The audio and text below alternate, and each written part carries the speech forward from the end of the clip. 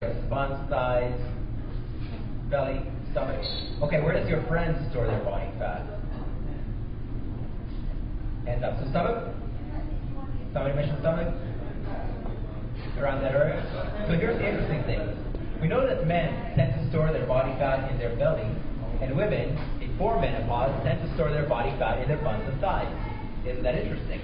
Now what's the key difference between men and women, hormonally? Hands up. Who knows? What hormones do men have that women don't? Or not as much of? Testosterone. Testosterone. Very good. And what about women? What's the dominant female hormone? Estrogen. Very good. So what's the key hormonal difference there? Well, testosterone causes you to store fat in your belly, as well as insulin, and estrogen causes you to store fat in your buns and thighs. But it goes a lot deeper than that. You can actually measure specific sites to figure out exactly where you store your body fat, and that's indicative of your hormonal profile. So for example, if you measure the back of your arm, it's indicative of your testosterone. If you measure the chest area, it's indicative of an enzyme called aromatase. Aromatase is the enzyme that converts testosterone to estrogen in men. If you measure the area over the ribs, it's correlated to your thyroid. So ladies, if you're wearing a bra and there is a little layer of fat right under the bra, that could be indicative of thyroid issues. Big bellies, those are indicative of cortisol, which is the stress hormone. If you're under a lot of stress, whether it's mental, emotional, or nutritional deficiencies, or any other form of stress, it could be stored in the belly. If you're storing it predominantly in your buns and thighs, it could indicate a problem with estrogen. So estrogen, yes, it's a general female hormone, but what if you're a male storing fat in your buns and thighs? Well, that's abnormal. And there are certain specific things you can do to modulate that.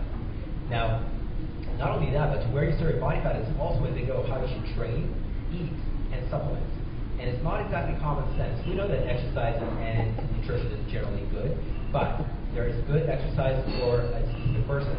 For example, if the primary place you store body fat is in your belly, you are going to, if you're going to do cardio, it's going to be very detrimental to your body fat, which is very counterintuitive. You're thinking cardio, fat loss, that's what's going to work. Well, actually, if you store your fat in the belly, you're going to do cardio, it's actually going to increase your body fat in the belly. Why? Because cardio, which hormone does it release? Primarily cortisol, the stress hormone. So it increases the amount of stress that you're under, and the fat is going to accumulate around the belly. A much more appropriate exercise protocol for belly fat is more relaxing activities, things like Tai Chi, things like yoga, but not hot yoga, or lifting weights with long rest between sets. Now, things that don't really get your heart rate up too high. That would be the right protocol for belly fat. Now, what if your fat is primarily stored in the love handles and the upper back region? Well, then cardio tends to be a lot better for you. It's going to burn off the sugar, which, remember, the areas in the love handles and in the upper back are correlated to insulin. You can actually predict your risk of diabetes by a combination of the measurements of the belly, the love handle, and the upper back region. Those three correlate to your level of insulin resistance, how likely you are to develop diabetes. And the training protocol for that would be cardio would be good, as well as weight training using high repetitions and fairly good weights. Now, nutrition there is good nutrition and there is good for you nutrition. Let's say you store fat primarily in that region, on the upper back end as well as over your ribs. For people like that, if you have thyroid issues, eating things like Brussels sprouts, broccoli, cauliflower, and cabbage is actually going to be bad for you. Why? Because it's actually going to slow down your thyroid function. Now, on the opposite end of things, what if you store your fat in your buns and thighs? Well, then you have a problem with estrogen metabolism. In those cases, things like broccoli, Brussels sprouts, cauliflower, and cabbage are supposed to be good for you. You ever heard the saying, one man's food is another man's poison? This is exactly where it applies. We know generally not to eat bad things like fried foods or junk food, but we don't know which specific foods that are generally healthy are not healthy for you. Now, what if you have something called anemia, which is low iron, you're sluggish, you're tired all the time? Well, then spinach is actually going to be bad for you. It's actually going to attach to the iron in your body and make it so it's not available for you to use by your body. So again, one man's food is another man's poison. Any questions? No, Igor, can you hold the microphone up? Yeah. That's clear mind? More higher. So some things are not necessarily the best for you, and that the message is individualization. You have to individualize individual protocols to a specific person. So there's no such thing as one size fits all, because as you can tell, broccoli is a good food, but is it good for you? Spinach is a good food, is it good for you? Cardio is a good form of exercise, is it good for you? So that's the message I want to get across. So if anybody's following routines like P90X, Insanity, things like that, they are generally good, but are they good for you? For example, you may follow a preset routine either from a video or one that you find on the internet, and it can give you great results, it can give you no results, it can give you a regression, or it can give you injury. Okay? But how do you specifically figure out exactly what works for you, for your body type? Well, you need to do some evaluation. You need to figure out what your body mechanics are, what's your medical history, what's your exercise history, what is your nutrition like. All these things factor into account when designing an exercise program, when designing a nutritional program. And what I just talked about where you store your body fat is indicative of your hormonal profile, that methodology is called biosignature modulation, biological signature. Again, where you store your body fat is indicative of your hormonal profile. So that's my presentation. Does anybody have any questions?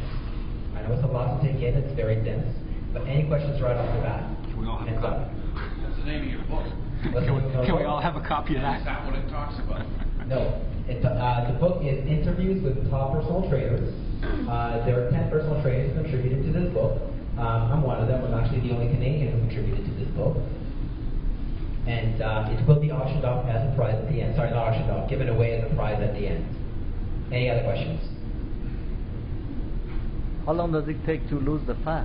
Basically? Very good question. The question is, how long does it take to lose the fat? Lifetime. Well, hopefully not a lifetime. What biosignature allows us to do is it gives us synergy. So it's not just exercise, it's not just nutrition, and it's not just supplementation. This is the case when 1 plus 1 plus 1 doesn't equal 3, it equals 20. So when you synergistically use exercise plus nutrition plus proper targeted supplementation, you lose fat a lot faster than either one alone. So how long does it take? It really depends on how much fat do you have to lose, your age, a lot of factors. So again, individualization is a big factor here, so I can't really give a blanket answer. On average, a person who is compliant to our recommendations will lose between 1 and 1.5% body fat per week, which equals to 1 or 2 pounds of fat and a little bit more water that goes along with it. So that's a good question. How fast does it take for the fat to go away? Any other questions? Yes. Yes. What are your views about is so many fat burners buying nutrition store, etc. Obviously, according to your thesis, each person has their signatures on where your burn stuff depending on sort of constitution, where he's coming back, how his fat burns, and so on, when the cardiac exercise is good for him, etc. So what's your view or your organization's view? Excellent question. The question is, what is my view on fat burners that are sold commercially? So things like pills, things like that. My view is that they can work in the short term, but long term they can actually make you put on fat. How do fat burners work? Well, they stimulate the release of hormones that help you break down fat. Things like adrenaline, things like cortisol, those two really help you break down fat. But if you are a stressed out person to begin with, and let's face it, who isn't a stressed out person, they're actually going to be of detriment to you long term. You're going to stress out your adrenals, and yes, you may lose fat in the short term, but you're going to be wired, you're going to have trouble falling asleep, and it can cause a whole host of other problems.